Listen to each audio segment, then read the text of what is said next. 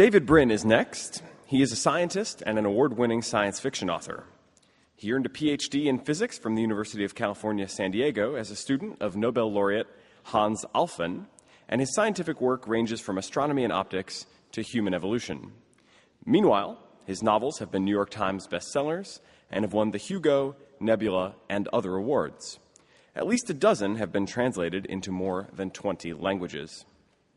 His 1989 eco-thriller called simply Earth foreshadowed global warming, cyber warfare, and the World Wide Web. The 1998 Kevin Costner movie The Postman was based loosely on his novel by the same name, and his nonfiction book, The Transparent Society, won the Freedom of Speech Prize from the American Library Association. David serves on numerous advisory committees dealing with subjects including national defense, space exploration, the search for alien life, and philanthropy. Today, he will address the question of how optimistic futurists can most effectively communicate with those who are creeped out by talk of transcendence and life extension. Please welcome David Brin.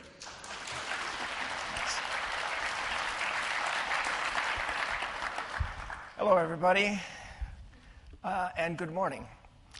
I'm going to do something highly unusual. I give about 30 speeches per year, but I usually wander all over the place and leap and hop and dance. And this time I think I'm going to read it because there's so much PowerPoint. Where's this thing? All right. In event, it's thrilling to join you brainy alphas sharing insights and eagerness for a boldly transformed human destiny. As most of you know, I'm one of you. Having explored non-human, transhuman, extraterrestrial human, exotic prospects in books and media. But you folks don't need another cheerleader for the singularity today. As an ornery contrarian, my job is to be poking at the opposite or the downsides of whatever group I'm with, a shining light on problems, and my, you have plenty of them. So I plan to poke, and some of you will not be happy, especially you new atheists out there, because I propose to teach you how to talk to your worst adversaries in the midst of a culture war that's getting deeper and deeper in our nation, in our civilization, more and more resembling phase 3 of the American Civil War.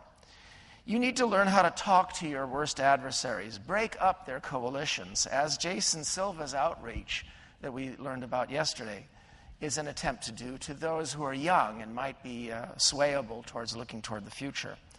You are the smart ones, supposedly, so you should be able to learn to speak several languages. And one of the problems that we face is waves of nostalgia. This is not the first time this has happened. As a matter of fact, we are the exception. We are the exception who take a forward-looking attitude towards where utopia and better days might lie. Now, you might say, all the past religions believed in better days. I don't count that. If it's a transcendent, sudden end of the world and leading to transcendent bliss, I don't consider that to be a look-forward view to a better human, managed human civilization. I consider that to be another version of the look-back mentality. If you turn a person's gaze from past to future, then he or she becomes a potential ally, whatever differences remain. In an era when science and the very notion of progress are under attack, we do need to keep fighting for a modern, courageous, ambitious, problem-solving civilization. That's a daunting task. If it were easy, the galaxy would be filled, as we saw discussed by Max's paper at the end of yesterday's session. The galaxy would be filled with signs of prior success stories. For 30 years, I've collected theories to explain the Great Silence, as I coined it back in the 1980s, what later was called the Fermi Paradox. And I have to say, Max, you oversimplified it a bit last night. Having collected 150 possible, and these are just the plausible or possible explanations for the Fermi Paradox, but it is clear that something is keeping the numbers down. Some, like Max, think that the explanation is is a filter that suppresses the factors on the left side of the Drake equation, leaving a galaxy that's open for us to explore and to make our own. These uniqueness proponents are opposed by those who focus on factors on the right side of the Drake equation. They think of filters waiting for us in the future. But one thought is especially alluring. What if what if we're the first to make it all the way? Well, then our can-do problem-solving zeal may not only save humanity, but perhaps even light up the galaxy. But it won't be easy, nor will it fall into our laps. We need to use humanity's most recently evolved organs, the ones that fold in the very last moments of the prenatal period and still continue to take shape during teenage years. This explains teenagers.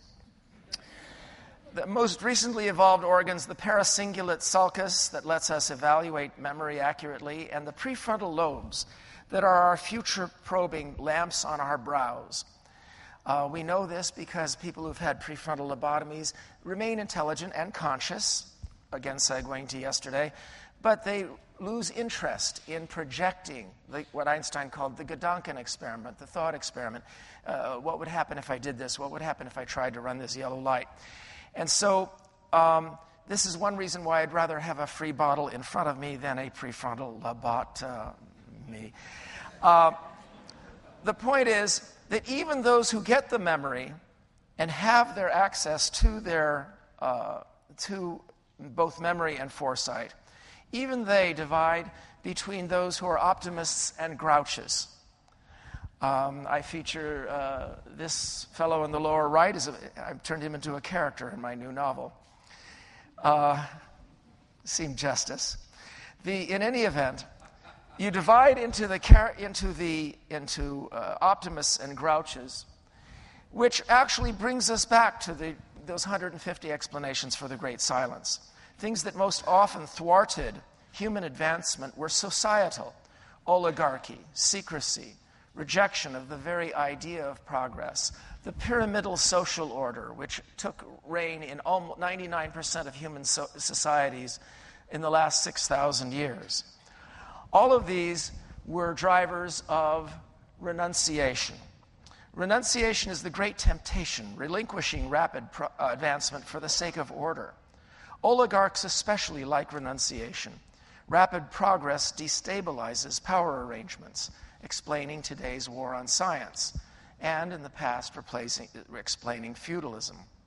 If you wage war on all the intellectual castes in a society, all that's left standing are the oligarchs. But let's be honest, the left has its own grouchy voices, claiming that we can only save ourselves by adopting restrictive pastoral lifestyles.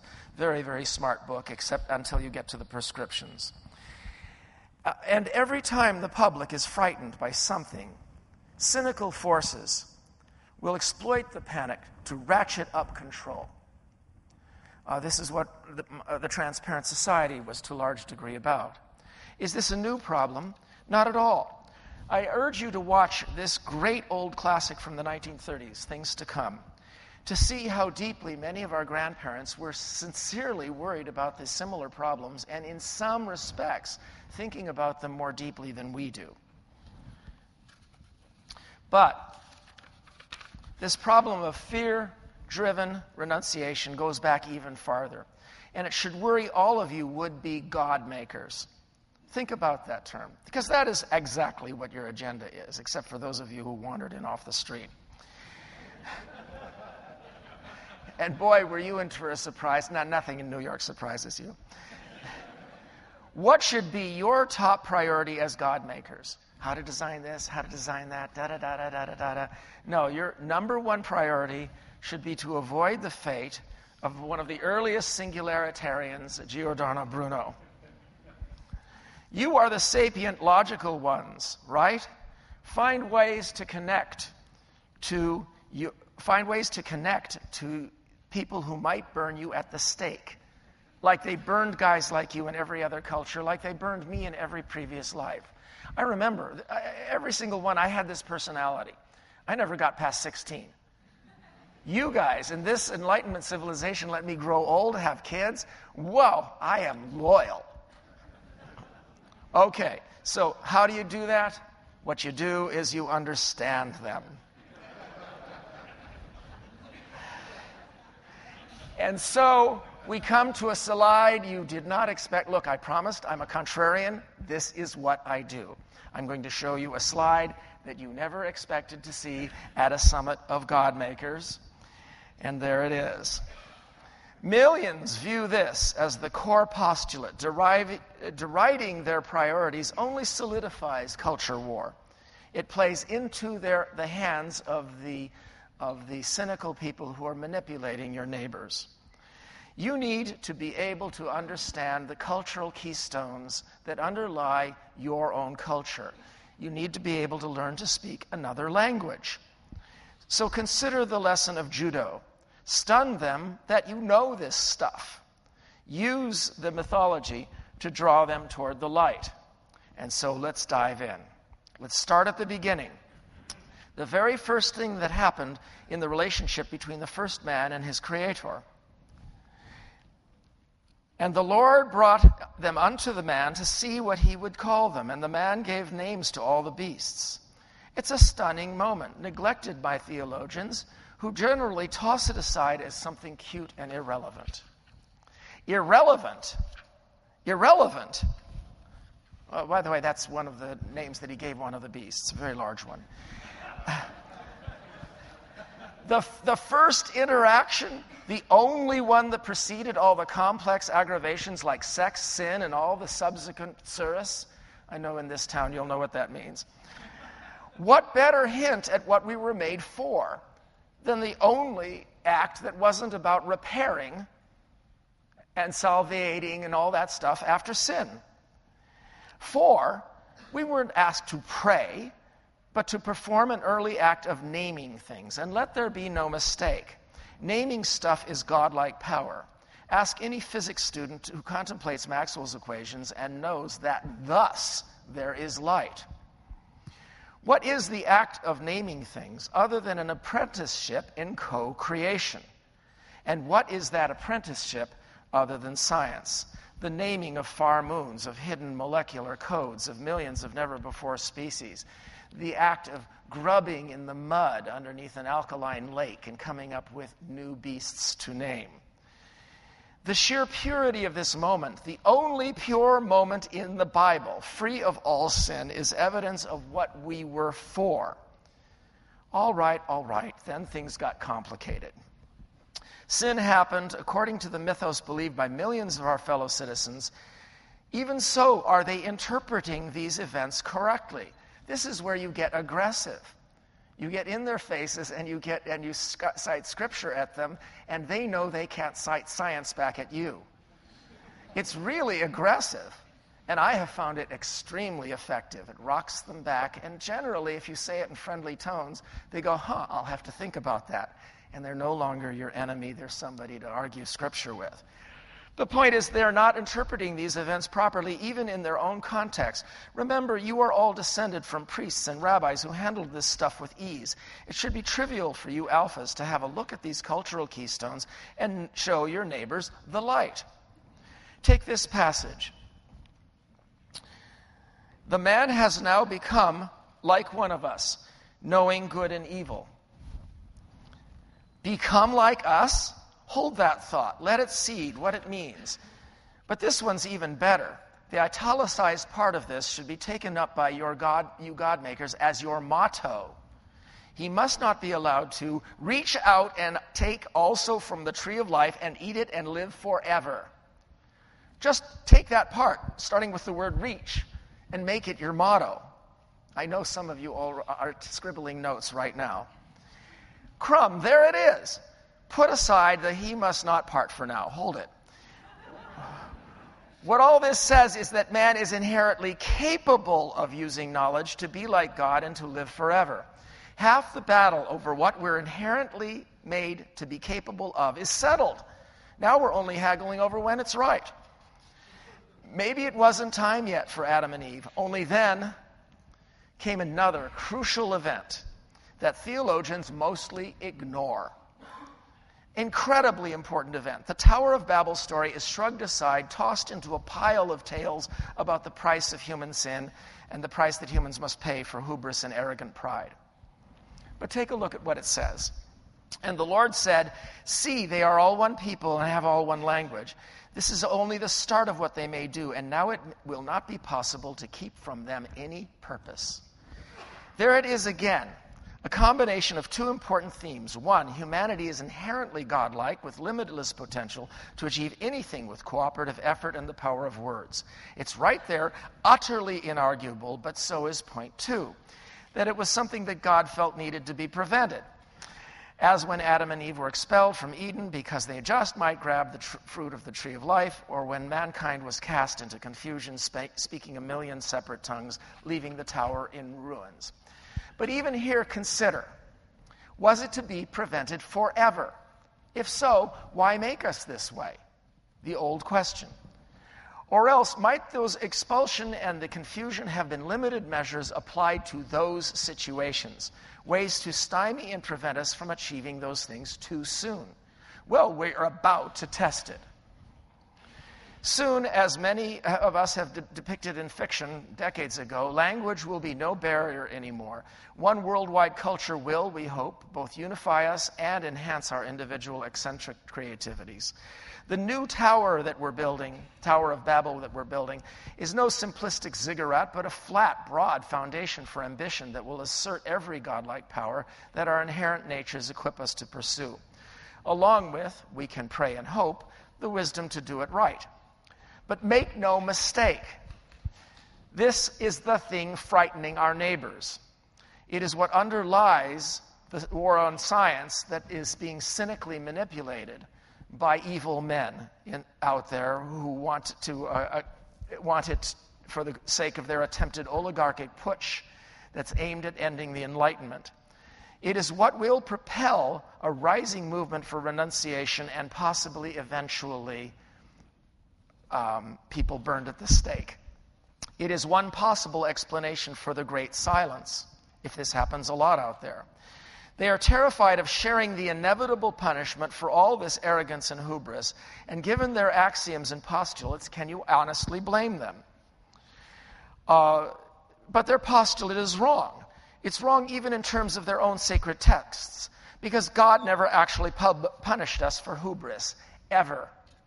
Let's compare two kinds of events. Like when the Old Testament God got really, really mad at cities where men buggered children and sold their daughters and stuff like that. Hot-tempered stuff, fire from the sky, drowning absolutely freaking everybody, pillars of salt. How were Adam and Eve punished? Okay, you kids, you think you're so smart, go get jobs. The Tower of Babel? Not now, kids, not yet. Disperse, experiment in diversity in 10,000 lands, become many, make mistakes, learn. A key point. Nowhere in the canonical Hebrew book of Genesis is there a single word of actual wrathful anger toward either Adam or the tower builders. Now, in fairness, later writers in the Talmud, the Quran, the Book of Mormon reinterpret God's reaction as genuinely angry. But there is not one whiff of actual rage in the actual core source story, just calm deliberation and decision. They will be able to do this. Let's stop them, or possibly stop them for now. Thwarting, but with minimal force and just with the distraction of new tasks. Hence, this clear and unarguable interpretation. Ambition isn't punished as sin, it is rewarded with challenge. All right, well, they're going to argue with you, the smart ones that are just blinking at you. But they're going to argue with you with the respect of somebody who's taken on their bailiwick. And it's an assertion that is worthy in scriptural terms. I've just supplied a whole list of amazing points, all of them supported by Scripture. You're not supposed to give a lot of words on PowerPoint, but I'll do it anyway. That should help you engage in lively tussles with your cousins, uncles, fellow citizens. Even if you fail to convince even one of them, you'll have still done what alphas ought to do, used a tiny sliver of your giant brains to reach out to demonstrate that you can cross the divide and speak their language, thus proving your superiority. And maybe they are now behooved to visit your realm a little bit. And the thing that I find most effective is you find a railroad cut not far from your town and invite some of them along to actually show them the sedimentary layers. There goes the 6,000 years.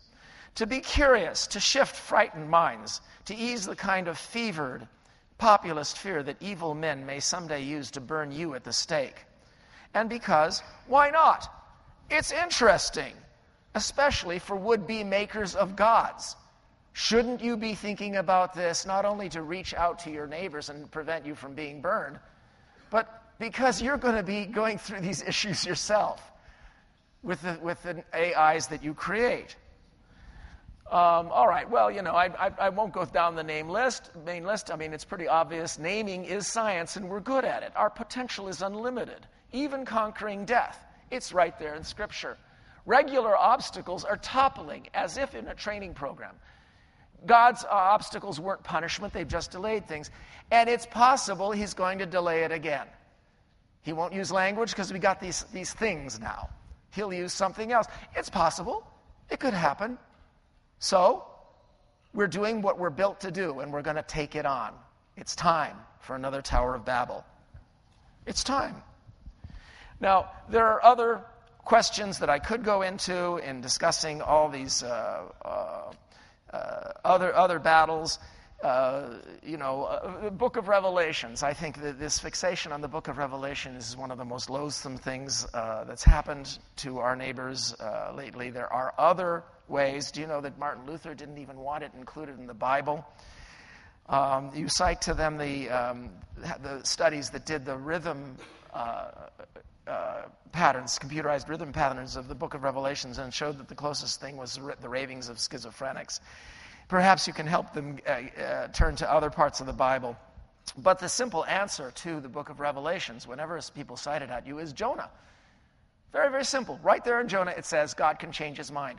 Even if the Book of Revelations was a true prediction in Patmos in 100 AD, he changed his mind. That's the absolute simplest. Cut off at the knees. It's over. It's not over for them, but it certainly gives you a chance to give them a smug look. There are so many of these things that we could go into. Lovely ways of making your fellow citizens stare and blink.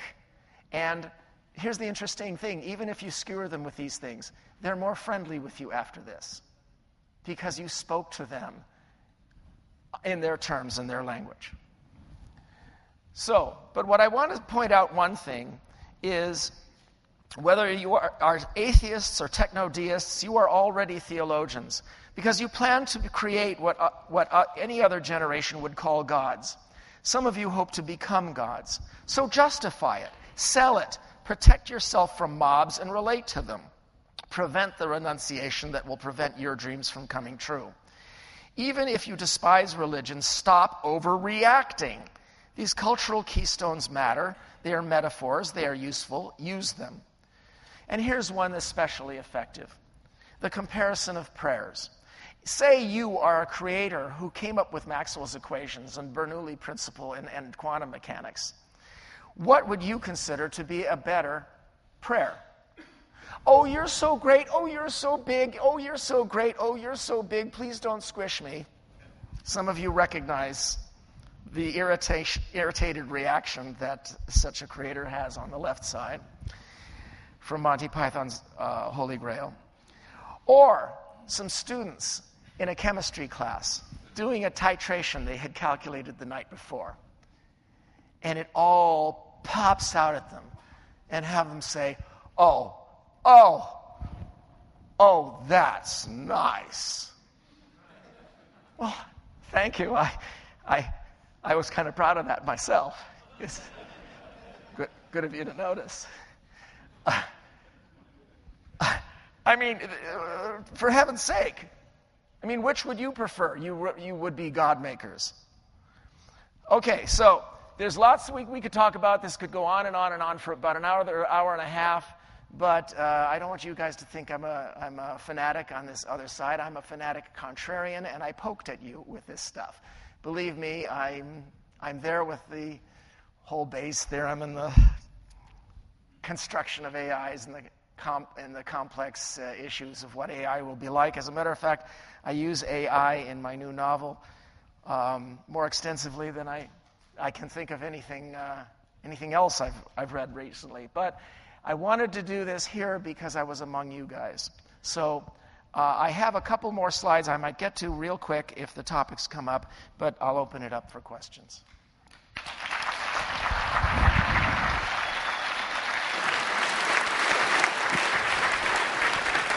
We do have a few minutes for questions. Before we get to that, a quick announcement. We have, for members of the press especially, we have several little press chats today.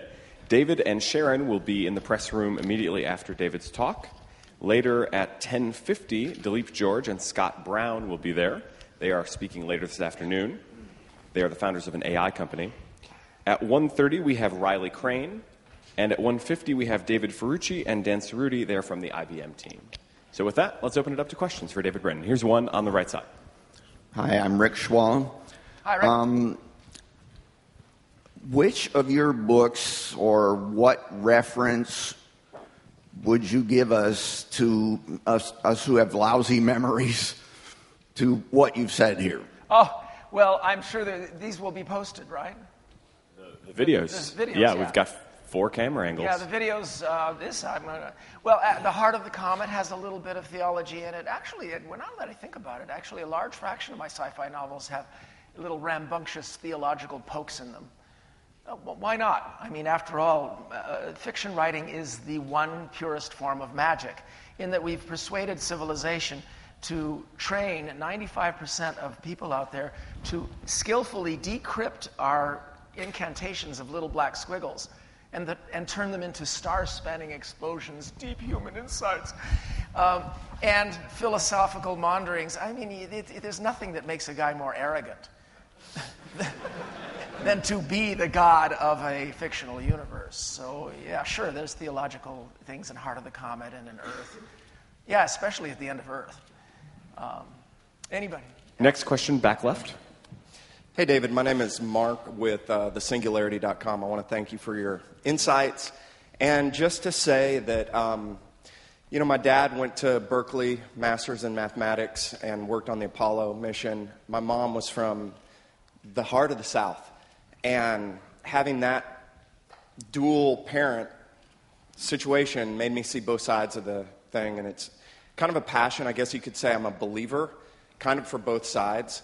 And to this crowd, I just want to say, for believers, I think that we have been very rude, to say the least. And I want the Singularity.com to be a place where, rational discussion can happen, because I think that the singularity is really a very, maybe likely thing. Well, I'm not asking anybody to believe any of this. What I'm asking is for you to understand the culture that you're coming from, and to be able to talk to people and ease them away from this treasonous culture war phase of the American Civil War that they've been tricked into. And one way is by getting them to realize, hey, scientists, we may be really, really smart and know a lot of stuff, but that doesn't make us evil. Amen. Over here on the right side. Thank you, David. I'm sorry, you had a follow-up? No, I was just saying that's what my website is going to be. If there's people in the scientific community who would like to discuss, and present this aspect, that's Singularity.com? Thesingularity.com. Thesingularity.com. Terrific. Over here on the right. So I just wanted to know if you had any advice for... I'm sorry. Sorry. Okay, so you talked a lot about an apprentice creator and how that could be fun and interacting with, the enemy, whatever. I just want to know, do you have advice for when it's not fun? Because as an economist in the government, I talk about blogs and how they're the future of economics, and I get a lot of raised eyebrows and that can't be true. And yesterday I was really hurt to hear one of the speakers say that government just can't be a source of innovation anymore because nobody in government tries to innovate. So I'm just curious, like, for people who are trying to speak the language and interact with people who are afraid of the singularity, like, what do you do when it's not fun? Oh, it isn't necessarily fun to be Giordano Bruno. He kept trying and trying and trying, and people gave him shelter until finally the shelter failed. I mean, and that intimidated Galileo. Look, sometimes symbolism really matters. The one thing that I would love for somebody to fund is to go up in the same square next to the national debt clock and set up a national debt clock that shows what the national debt of the federal government would be if we had charged a decent royalty for communication satellites, the internet, and all the pharmaceutical research and all those things.